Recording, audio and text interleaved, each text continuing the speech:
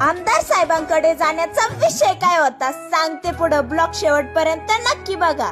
Ram Krishna Republic.